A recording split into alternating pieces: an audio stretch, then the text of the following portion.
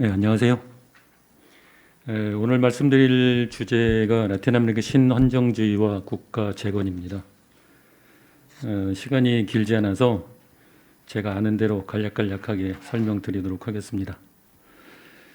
대충 말씀드릴 순서가 첫 번째는 라틴 아메리카 신헌정주의와 대항 헤게모니 운동을 간단하게 말씀드리고, 그 다음에는 라틴 아메리카 헌정주의 흐름을 살펴보도록 하겠습니다. 세 번째는 신헌정주의와 국가 재건, 국민국가에서 다민족 국민국가로 라는 주제로 말씀드리고요. 그 다음에 맨 마지막에는 신헌정주의가 안고 있는 과제에 대해서 살펴보도록 하겠습니다.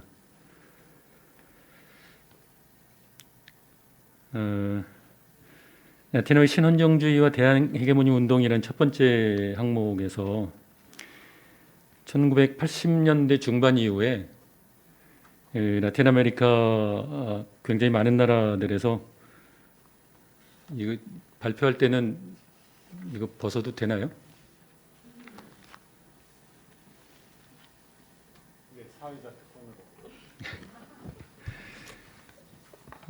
새로운 헌법을 채택하거나 또는 헌법을 개정했습니다. 88년에 브라질 헌법, 91년에 콜롬비아, 92년에 파라과이, 또 93년에 페루, 98년과 2008년에 에콰도르, 99년에 베네수엘라, 2009년 볼리비아, 이런 나라들이 새로운 헌법을 채택했고요. 그 다음에 헌법을 개정한 나라로는 코스타리카가 89년, 92년에 멕시코, 94년에 아르헨티나 이런 나라들을 들 수 있습니다. 그래서 1980년대 중반 이후에 약 20년 동안은 가히 헌법 개정이 러쉬를 이룬 시기라고 말씀드릴 수 있습니다. 그런데 이런 헌법 개정이 러쉬를 이룬 시기가 대양 헤게모니 사회운동이 활성화된 시기와 일치를 합니다. 그런데 이런 문제에 대해서 제가 여러 연구들을 살펴보니까 크게 주목되고 있지 않은 것 같습니다. 그렇다면 이렇게 헌법을 새롭게 만들거나 또는 개헌하거나 개정한 이유가 뭘까? 혹은 다시 질문한다면 헌법 개정이 러쉬를 이룬 시기와 비슷한 시기에 활성화된 대항 헤게모니 운동은 헌법 개헌과 어떤 관계를 갖는 것인가? 이런 문제를 좀 살펴볼 필요가 있을 것 같습니다. 그래서 그 80년대 중반 이후에 헌법 개정 러쉬와 대항 헤게모니 운동이 활성화된 시기가 겹쳐지는 이 문제는 결국은 2000년대 이후에 세계사회 포럼이나 이런 데서 얘기가 됐던 슬로건으로 등장했던 가능한 다른 세계 건설이라는 어떤 목적을 가지고 있다고 말씀드릴 수 있을 것 같습니다. 우리가 헌법이라는 것은 constitution이라는 그 헌법이라는 단어가 구성하다, constitute라는 그 구성하다라는 단어와 같은 맥락이라는 거죠. 그래서 이 헌법이라는 게 근대성의 기본 원리, 즉 헌법이라는 것은 근대 과학과 더불어 근대의 세계를 구성하는 중심축이라고 말씀드릴 수 있을 것 같습니다. 근대성을 특징짓는 여러 가지 문제들 중에서 가장 두드러진 것이 근대인이 세계를 자연과 사회로 아주 확실하게 분할을 했고, 그 과정에서 과학은 자연을 구성하는 인식론적 원리로 등장을 했고, 헌법은 사회를 구성하는 정치적 권력으로 등장을 했습니다. 그래서 근대 이후에 과학은 이전까지 신학과 철학이 담당했던 진위, 진실과 거짓을 판단하는 인식론적 원리를 독점하기 시작했고요. 근대 헌법은 합법과 비합법을 판단하는 최종적 근거가 되었습니다. 그런데 이 과학과 헌법이 이런 그 진위의 판정과 합법과 비합법을 판단하는 최종적 근거가 되는 이 상황의 공통점이 리프레젠테이션이라는 개념이 공통적으로 들어가는 것 같습니다. 그래서 과학은 자연을 표상하고 사이언티픽 리프레젠테이션 하는 거죠. 헌법은 사회적 구성원을 대표한다는 겁니다.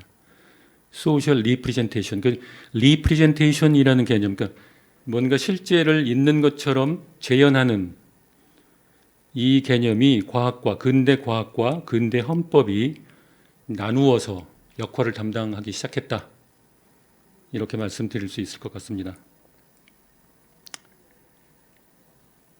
그래서 자연 과학적 표상과 정치적 대표는 자연과 사회를 상징적으로 재현하는 것, 리프레젠테이션 하는 것인데, 즉 근대 자연과학은 실험실을 매개로 사물들을 표상하고 정치가는 사회계약을 매개로 시민들을 대표한다 라고 생각할 수 있을 것 같습니다.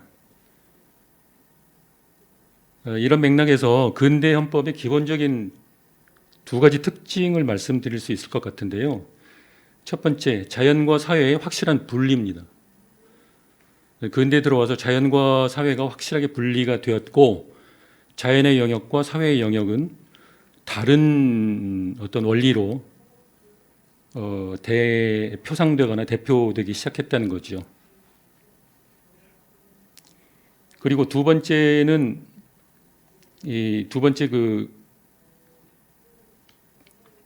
근대 헌법, 그래서 두 번째 헌법은 사회계약에 의한 정치적 권력 분립을 정의하는 공통의 텍스트로 등장을 했는데, 이 공통의 텍스트를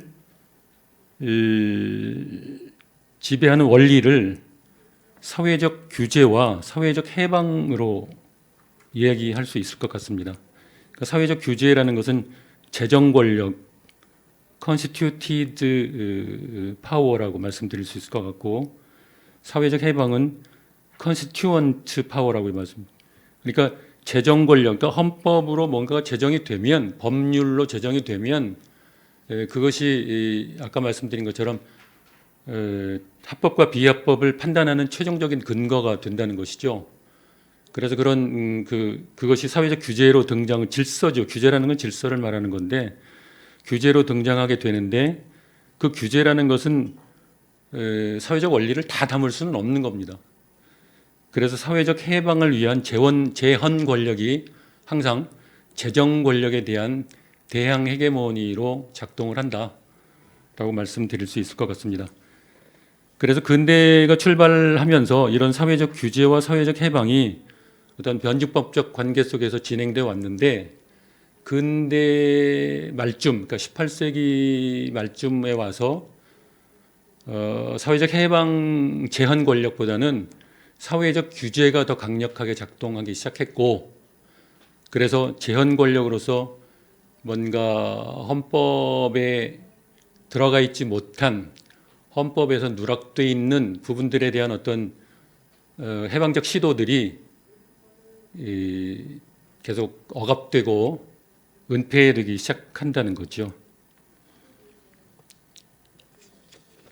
이게 이제 유럽의 경우도 이러한데, 라틴 아메리카로 들어오면 이런 사회적 해방의 어떤 기능이 헌법에서 더 약화되는 것은 말씀드릴 필요가 없을 것 같습니다.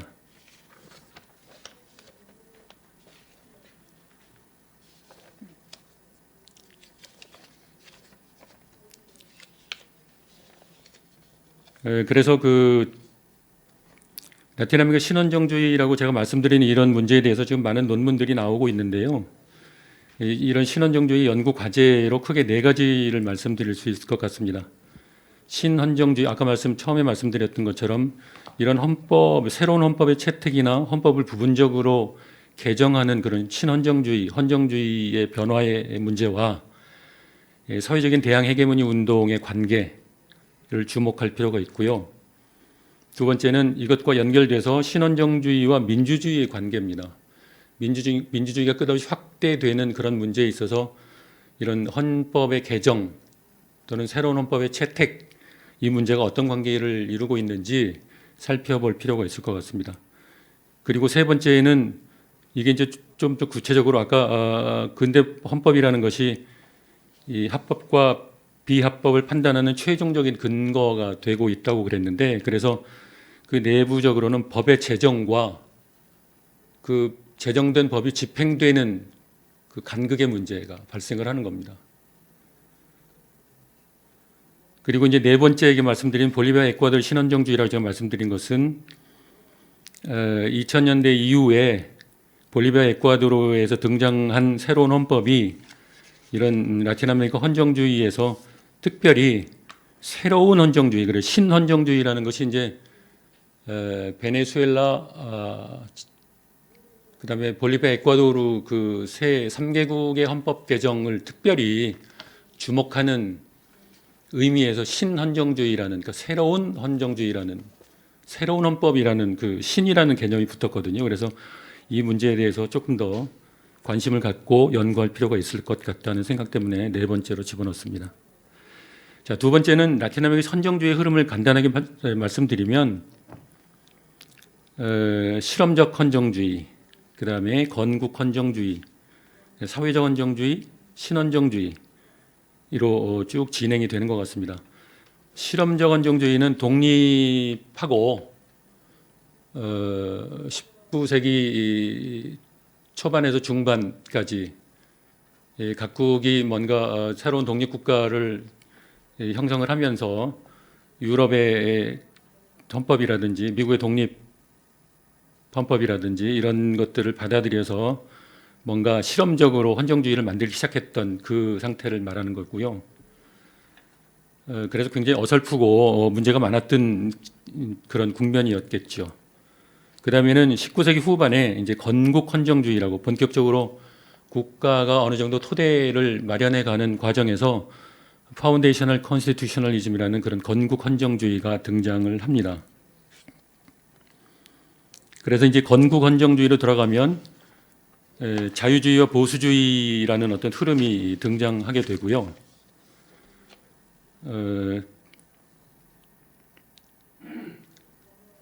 그런 그 19세기 후반을 거쳐서 그 다음에 1917년 멕시코 혁명을 기점으로 채택된 그 멕시코 헌법, 멕시코 혁명 헌법, 이게 이제 사회적 헌정주의라는 소셜 컨스티튜셔널리즘이라는 그런 어떤 굉장히 중요한 그런 흐름으로 등장을 합니다.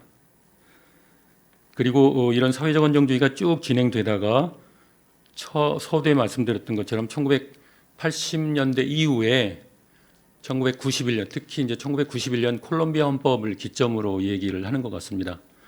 신헌정주의라는, 지금까지 컨스티튜셔널리즘이라는 어떤 그런 헌정주의, 입헌주의겠죠. 입헌주의 혹은 헌정주의라는 흐름 속에서 새로운이라는 그런 형용사가 붙은 흐름이 등장하게 되는 거고요.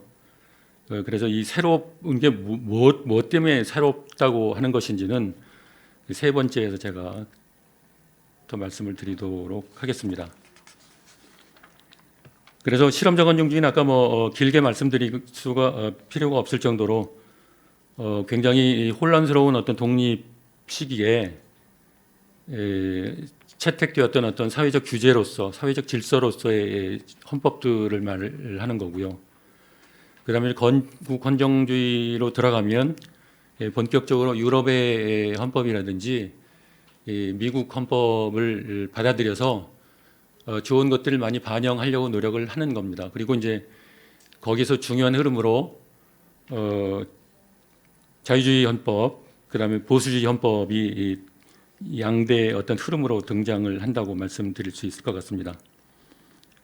그래서 두 번째 단계인 건국 헌정주의 목표는 신생 독립국가의 물질적이고 도덕적인 토대를 튼튼히 하려는 어떤 시도, 그리고 그런 토대를 바탕으로 정치적 독립을 공고히 하려는 목적이었겠죠. 그리고 건국 헌정주의 두 축은 자유주의와 보수주의였습니다. 그리고 이제 자유주의와 보수주의에서 특히 이제 자유주의는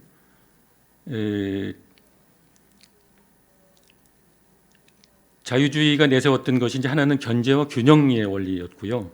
이제 근대 헌법의 가장 기초적인 특징이죠. 견제와 균형. 다른 하나는 독립적인 사법부에 의해 보호되는 침해될 수 없는 개인적 권리에 대한 규정입니다. 그래서 견제의 균형은 양원제로 이루어진 입법부와 법률안 거부권을 가진 행정부, 헌법의 우위성을 보장하는 사법부 간에 작용하는 수평적 책임성의 원리를 제일 중요하게 강조를 했고, 그와 달리 보수주의 헌법은 선거를 통해 선출된 정부에게 대표 책임의 연계를 강화하는 수직적 책임성에 중점을 둔다는 점이 자유주의 헌법과는 약간 다른 특징입니다. 그래서 여기는 대통령 중심제, 행정부의 권력을 우위에 두려는 어떤 시도라고 말씀드릴 수 있을 것 같습니다. 근데 어찌 됐든 이런 그 건국 헌정주의를 바탕으로 아르헨티나 헌법 1957년, 멕시코 헌법도 역시 1957년, 콜롬비아 1886년, 브라질 헌법 1891년 이런 식으로 건국 헌정주의의 대표적인 어떤 헌법들이 등장을 하게 됩니다. 그런데 이제 20세기 들어와서 멕시코 혁명을 출발점으로 사회적 헌정주의라는, 그러니까 건국 헌정주의만 해도 라틴 아메리카의 사회적 현실을 무시한 그런 헌법들이었던 거죠. 유럽이나 미국의 어떤 독립헌법 같은 것을 받아들인, 그래서 문서적인 의미의 그런 헌법이었다면 여러 가지 갈등들이 노출되면서 사회적인 어떤 요구들이 반영된 헌법, 그게 이제 멕시코 혁명헌법으로 얘기를 할 수가 있습니다. 그래서 사회적 헌정주의 출발점이 된 멕시코 혁명헌법은 라틴 아메리카뿐만 아니라 전 세계적인 수준에서 볼 때도 사회적 권리를 포괄적으로 담고 있는 최초의 헌법이라고 규정을 하고 있습니다. 그래서 사회적 헌정주의에는 기본적 헌정주의의 두 축이었던 자유주의와 보수주의에 의해 배제된 급진적 공화주의의 요구가 반영되고 있습니다.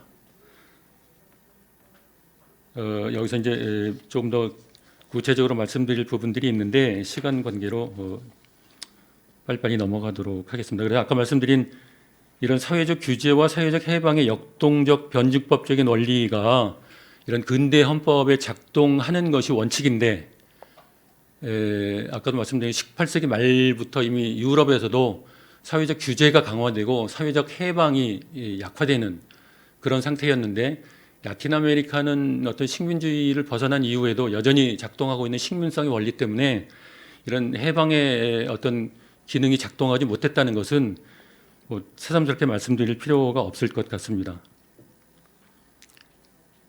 자, 그래서 이제 그런 사회적 헌정주의가 사회적인 어떤 요구들, 자유주의와 보수주의 어떤 흐름 속에서 배제되어 오고 억압당해왔던 그런 사회적 주체들의 목소리들이 반영되는, 그래서 이제 멕시코 혁명헌법만 해도 원주민들의 목소리를 거기 집어넣었다는 것, 그들의 토지 공유 문제를 헌법에 보장했다는 것, 이런 것들이 굉장히 중요하다는 것은 우리가 이미 알고 있습니다. 자, 그래서 이제 그런 사회적 헌정주의가 쭉 진행이 되다가 세 번째 신헌정주의와 국가재건이라는 문제, 이게 제일 중요한 오늘 말씀드릴 부분인데요.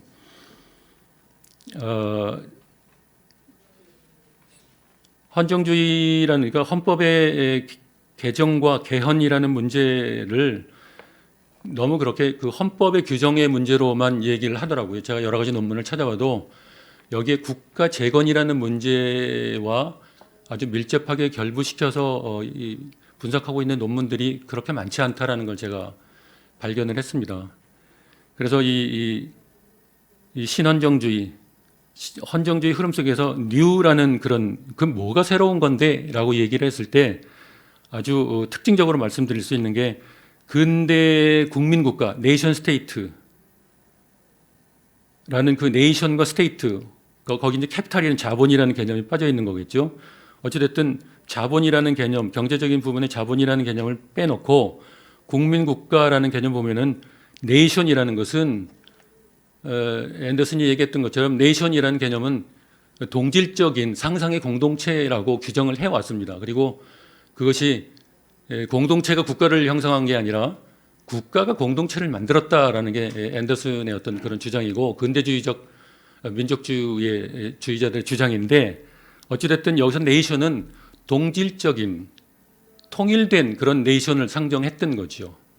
그런데 이 뉴 컨스티튜셔널 신헌정주의로 가면 플로리네이셔널 스테이트를 얘기를 하는 겁니다. 볼리비아 에콰도르에서 헌법 그 자기 국명 자체를 플로리네이셔널 스테이트라고 볼리비아라고 얘기를 하잖아요. 이건 굉장히 중요한 문제라는 거죠. 네이셔널 플로리네이셔널이라고 네이셔널 스테이트에서 플로리네이셔널 스테이트라고 얘기하는 것, 이것이 신헌정주의라는 뉴를 특징 짓는 가장 중요한 문제라고 얘기를 하는 것 같습니다. 그래서 플로리나시오날이라는 그런 개념이 정말 심각하게 우리가 관심을 갖고 연구를 해야 되는 문제라고 생각합니다. 이 신헌정주의 네 가지 특징, 세 가지인데요. 다민족 국민성이라는 플루리내셔널리티가 들어가 있고요. 또 하나는 인터컬처럴리티, 상호문화성의 문제입니다. 그 다음에는 탈식민성, 디콜로니얼리티라는 문제가 서로 밀접하게 연관이 되어 있습니다. 그리고 이런 것들이 정치, 경제, 사회, 문화적으로 다 연관이 되어 있는 거죠. 그리고 이런 다민족 국민성, 상호문화성, 탈식민성의 문제는 사실은 전 지구적인 차원에서 보면 유럽이 주도했던 어떤 근대적 인식론의 차원을 비판하는 남부의 인식론, 그러니까 근대 유럽 중심주의적 근대적 사유에 억압되고 은폐되어 왔던 남부의 인식론이 등장하는 것과 같은 맥락이다 라고 말씀드릴 수 있습니다. 자, 그래서 신헌정의 특징을 빠르게 말씀드리면 첫 번째, 다원주의적 국가 재건이라는 겁니다.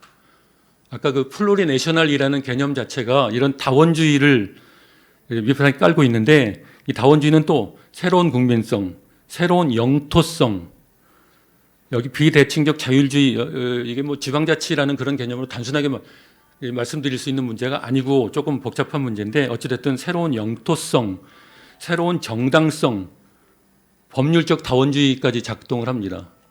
그러니까 하나의 헌법이 전 국가에 일률적으로 적용되는 그 문제가 아니라 법률도 굉장히 다층적으로 적용이 되고 있다는 법률적 다원주의, 이거 굉장히 중요한 문제라고 강조를 하고 있는 것 같더라고요.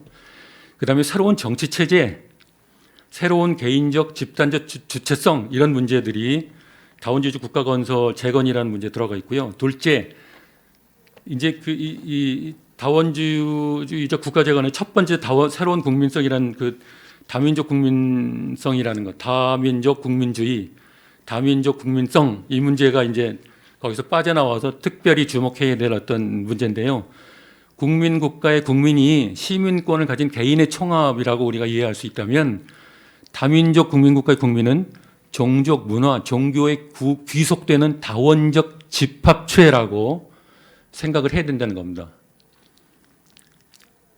그래서 특히 원주민이 지금 주체가 된 어떤 볼리비아나 에콰도르에서 등장한 새로운 헌법에 대해서 주목하는 이유들이 바로 이런 원주민의 집합체, 공동체라는 부분도 약간 문제가 있어 집합체라는 단어를 쓰고 있더라고요.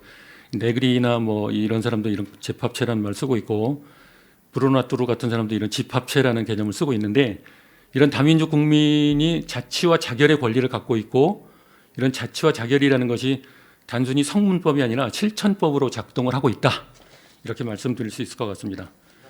예, 죄송합니다. 셋째, 반자본주의 탈식민적 국가기획. 그래서 이제 그 다음에 수막가우사이라든지 볼리비아나 에콰도르에서 수막가마니아 또는 자연에 대한 권리 인정, 이런 것들이 이제 경제 모델을 대체하는 그런 다원주의적 경제 모델에 등장하고 있고요. 이런 것들이 아까 말씀드린 1980년대 이후에 정치적 민주화와 동시에 진행된 신자유주의 경제계에 대한 대항 해결 운동과 맥락을 같이 하는 이유가 여기 있습니다. 네 번째, 다민족 국민성이라는 문제는 제도적인 면에서도 다원주의를 표방하는데요. 이거는 집단적 권리가 내부에서도 차별적으로 적용되고 제도 외부에서도, 그러니까 이것도 조금 자세하게 말씀드려야 되는 시간이 없어서, 내부에서라는 것은 원주민의 어떤 집합체 안에서도 하나의 원리가 막 작동되는 게 아니라는 겁니다. 그 안에서도 여러 가지 규범들이 다층적으로 작동되고 있는데 이런 것들을 거의 주목하지 않는다는 거죠.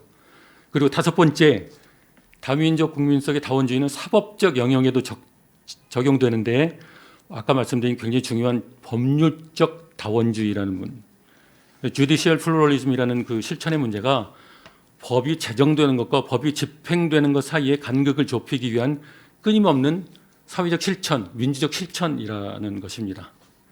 자, 마지막으로 이제 이런 그 신헌정주의가 굉장히 중요한 사회적 의제로 등장을 했습니다. 그런데 여기에 이제 가지고 있는 한계와 과제가 있는 거죠.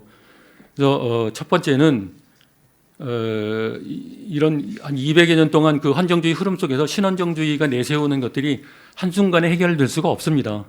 왜냐하면 국가 재건 작업이라는 것이 법치를 통해서 여러 사회 집단의 이해관계를 반영하고 갈등을 해결해야 된다는 것 때문에 어려움을 가질 수밖에 없다. 둘째, 국가 재건 작업은 정치적 투쟁이면서 사회적이고 문화적인 투쟁이기 때문에 정치 권력만 장악하는 기동전으로는 불가능하다는 겁니다.